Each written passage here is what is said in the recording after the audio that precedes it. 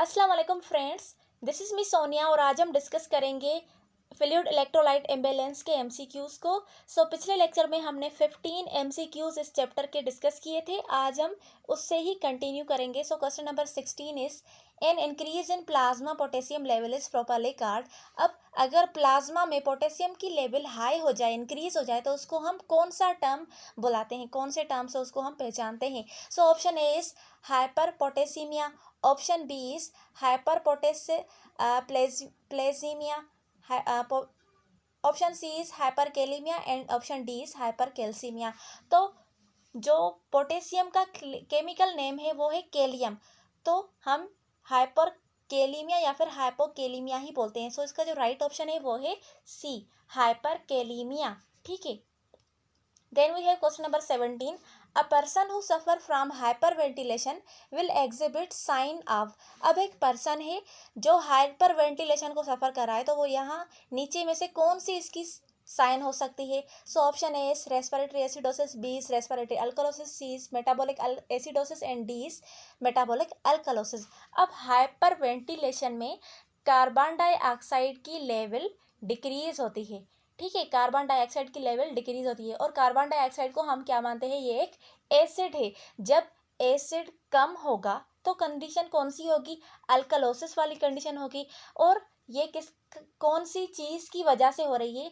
Partial pressure of carbon dioxide, जिसको कौन regulate करता है? हमारा रेस्पिरेटरी सिस्टम यानी लंग्स इनको कंट्रोल करते हैं। तो कार्बन डाइऑक्साइड पार्शियल प्रेशर अगर इसका डिक्रीज हो रहा है हाइपरवेंटिलेशन की वजह से, तो कंडीशन कौन सी होगी? अल्कलोसिस। और किसकी वजह से हो रही है? कार्बन डाइऑक्साइड की डिक्रीज होने की वजह से, तो रेस्पिरेटरी अल्कलोसिस। ठीक है। हाइपोवेंटिलेशन में एसिड की लेवल इंक्रीज होती है, कार्बन डाइऑक्साइड की लेवल इंक्रीज होती है, लेकिन हाइपर वेंटिलेशन में हम ज़्यादा सांसें लेते हैं। ज़्यादा सांसें लेने की वजह से कार्बन डाइऑक्साइड ज़्यादा एक्सेल आउट करते हैं हम, इसीलिए बॉडी में कार्बन डाइऑक्साइड की लेवल कम हो जाती है, जिसकी वजह से बॉडी अल्कलोसिस में चली जाती है और इस कंडीशन को हम रेस्पिरेटरी अल्कलोसिस बोलते हैं। इसका जो राइट ऑप्शन है वो है B. Okay. Then we have question number 18. The normal pH range from the most body fluid is। अब नॉर्मल pH कहाँ से कहाँ तक रेंज करती है मोस्टली बॉडी फ्लूइड्स की? जो नॉर्मल pH होती है उसका राइट ऑप्शन है यहाँ पर डी। ठीक है। मोस्टली 7.35 से 7.45 होती है, लेकिन यहाँ पर वेरिएशन, थोड़ी बहुत वेरिएशन आ जाती है 7.38 to 7.42। ठीक है, मोस्टली आपको 7.35 या 7.45 भी मिलती है। Then we have question number 19। Normal removal of excess water is in urine is known as. अब नॉर्मली एक्सेस वाटर जब यूरिन के फॉर्म में एक्सक्रिएट आउट होता है, उसका एक्सेस फॉर्म में रिमूवल होता है बॉडी से in the form of urine, तो उसको हम क्या बोलते हैं? Okay, option A is diuresis, B is diuretics, C is osmotic diuresis and D is filtration. अब जो ऑप्शन बी है डायूरेटिक्स, वो हम डायूरेसिस के लिए देते हैं। यहाँ पर जो कंडीशन है वो क्या है? नॉर्मल कंडीशन है। ठीक है, नॉर्मली जो एक्सेस वाटर लॉस होता है उसको हम डायूरेसिस बोलते हैं। Okay, right option is A, diuresis. Then we have question number 20। A raise in angiotensin 2 level would result in increased। अब जो एंजियोटेंसिनोजन 2 है, एंजियोटेंसिन 2, उसकी अगर लेवल इंक्रीज हो जाए तो वो कौन सी कंडीशन को काज करवा सकती है? Okay, option A is blood pressure, B is retention of sodium ion at the kidney, C is water retention, D is blood volume, E is all of this effect. इसका जो राइट ऑप्शन है वो है ई। अब किस तरह से ई हो सकता है? पहले जो एंजियोटेंसिन 2 है वो उसका काम होता है कि वो ब्लड प्रेशर को मेंटेन करे। ओके, उनको इंक्रीज करवाए, ब्लड प्रेशर को इंक्रीज करवाता है, वेसल्स को डायलेट करवा नैरो करवाता है, जिसकी वजह से क्या होता है? ब्लड प्रेशर इंक्रीज होता है। और सेकंड, सोडियम आयंस की रिटेंशन करवाता है किडनी में। अब हमें ये पता है कि जो वाटर है वो सोडियम लविंग है, यानी अगर सोडियम की कंसंट्रेशन ज़्यादा है तो वाटर वहाँ पर रिटेन हो जाएगा, तो सोडियम की वजह से वाटर की रिटेंशन होगी, और वाटर की रिटेंशन होगी तो फ्लूइड बढ़ेगा, फ्लूइड बढ़ेगा तो ब्लड वॉल्यूम भी इंक्रीज होगा। तो ये चारें कंडीशन हो सकती है। The right option is E, all of these affects. Then question number 21 is what is seen in earliest in an ECG of hyperkalemia. अब hyperkalemia की ECG में सबसे पहले कौन सी चीज़ हमें दिखती है? So option A is sine wave, B is peak T wave, C is flattened P wave and D is QRS widening. Okay, so right option is B. Peak T wave, हमें पहले peak T wave देखने को मिलती हैं. Then we have question number 22. What is a normal range of carbon dioxide in arterial blood. अब carbon dioxide की arterial blood में normal level कौन सी होती है? Option A 35 to 45, B is 22 to 26, C 7.35 to 7.45. पीछे पीएच की जो लेवल थी वो थोड़ी डिस्टर्ब थी. पीएच की नॉर्मल लेवल 7.35 से 7.45 होती है. ओके, सो क्वेश्चन में हमें पूछ रहे हैं कि कार्बन डाइऑक्साइड की नॉर्मल लेवल आर्टेरियल ब्लड में कितनी होती है. वीनस की नहीं बोल रहे, आर्टरीज में जो ब्लड प्रेजेंट है उसमें कार्बन डाइऑक्साइड की लेवल कितनी है. ओके, जो ए है वो राइट ऑप्शन है. 35 से 45 नॉर्मल लेवल होती है कार्बन डाइऑक्साइड की. बाकी जो बी है 22 से 26 ये बाइकार्ब की नॉर्मल वैल्यू है. Okay, Then we have question number 23. What is the normal range of bicarbonate ion in arterial blood gas? ठीक है, अब पीछे भी हमने ये इसको डिस्कस किया, तो इसकी नॉर्मल लेवल क्या है? बी. 22 से 26 इसकी नॉर्मल लेवल है आर्टेरियल ब्लड में. किसकी? बाइकार्ब की, बाइकार्बोनेट आयंस की नॉर्मल लेवल 22 से 26 है. Then we have question number 24. If bicarbonate cast acidosis और अल्कलोसिस इट इज व्हाट. अब बाइकार्बोनेट की वजह से एसिडोसिस या फिर अल्कलोसिस हो तो उसको हम क्या बोलेंगे? मेटाबॉलिक बोलेंगे, रेस्पिरेटरी बोलेंगे, कंबाइंड या फिर नन.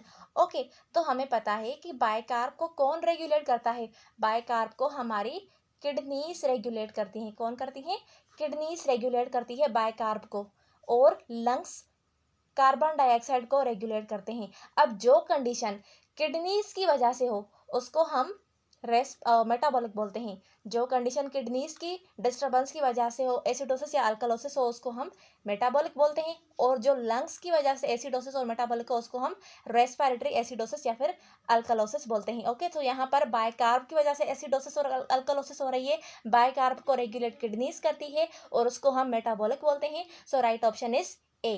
ओके, मेटाबॉलिक एसिडोसिस या फिर metabolic alkalosis. Then we have question number 25. when there is an abnormal pH and change in one blood parameter it is. अब यहाँ पर बोल रहे हैं क्वेश्चन में कि एबनॉर्मल पीएच है. ठीक है, पीएच एबनॉर्मल है और change in one blood parameter. अब वन ब्लड पैरामीटर का मतलब है हमारे पास एक कार्बन डाइऑक्साइड होता है और दूसरा बाइकार्ब होता है, HCO3.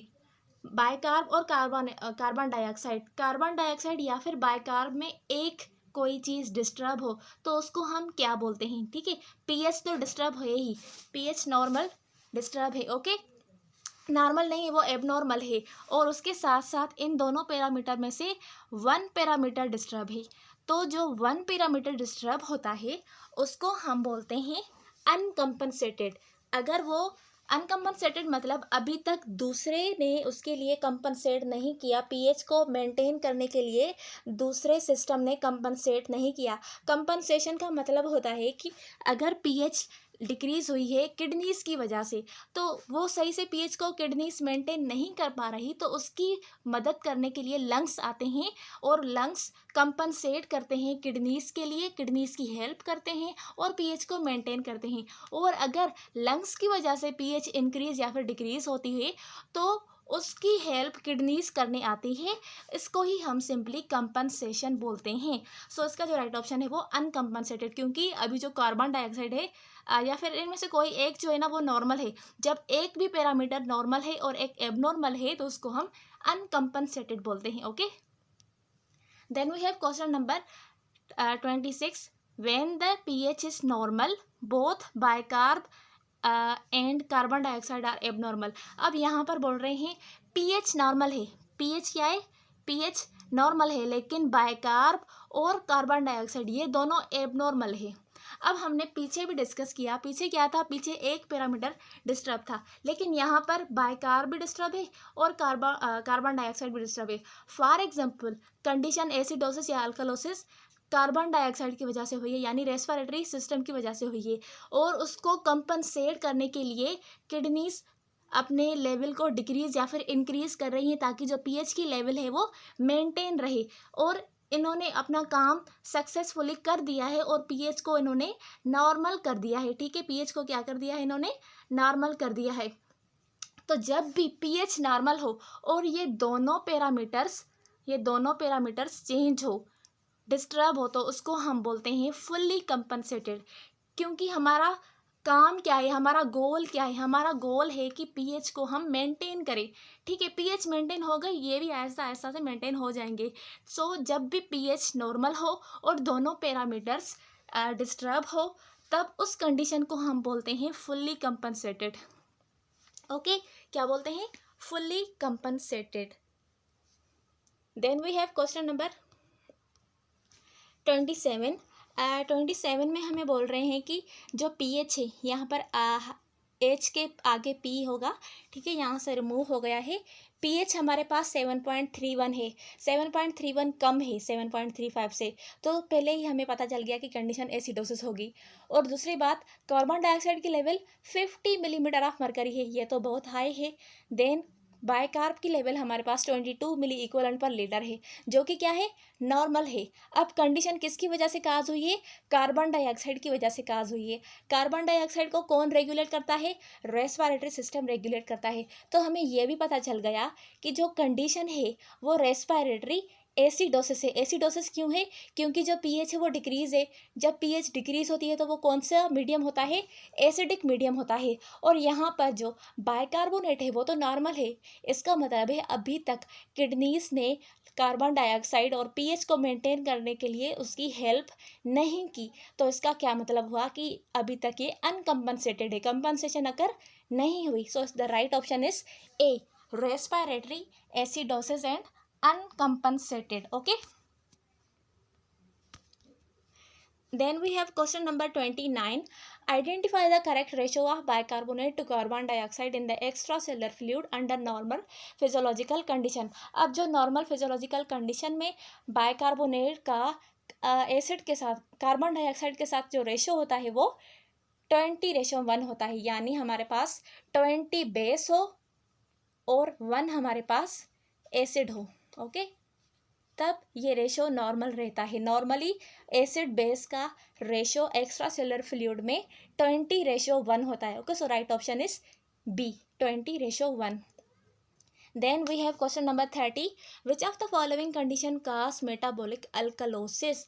अब वो कौन सी कंडीशन है जो मेटाबॉलिक अल्कलोसिस को काज करवाती हैं। मेटाबॉलिक अल्कलोसिस, मेटाबॉलिक यानी किडनीज की वजह से अल्कलोसिस काज हो, उसको हम मेटाबॉलिक अल्कलोसिस बोलते हैं। So A is uncontrolled diabetic mellitus. ठीक है, B is starvation, C is excessive alcohol and D is excess aldosterone. Okay, so जो ऊपर वाले 3 है इसकी वजह से नहीं हो सकती, क्योंकि अनकंट्रोल डायबिटीज़ मेलाइटस की वजह से डायबिटीज़ हो सकती है, ग्लूकोज की लेवल हाई हो सकती है, लेकिन अल्कलोसिस नहीं हो सकती। स्टारवेशन की वजह से वेट लॉस हो सकता है, लेकिन अल्कलोसिस वाली कंडीशन काज नहीं हो सकती। एक्सेस अल्कोहल की वजह से लिवर डैमेज हो सकता है, लेकिन उसकी वजह से अल्कलोसिस काज नहीं हो सकती। लेकिन एक्सेसिव एल्डोस्टेरोन की वजह से अल्कलोसिस काज हो सकती है। क्यों हो सकती है, क्योंकि एल्डोस्टेरोन कहाँ पर वर्क करता है, किडनीज में वर्क करता है। तो इसकी डिस्टर्बेंस की वजह से मेटाबॉलिक अल्कलोसिस अगर होती है। Okay, option right is D, excessive aldosterone. So hope so कि ये सारे एमसीक्यूज आपको क्लियर हो गए होंगे। मिलते हैं अगले वीडियो में, तब तक के लिए अल्लाह हाफिज़।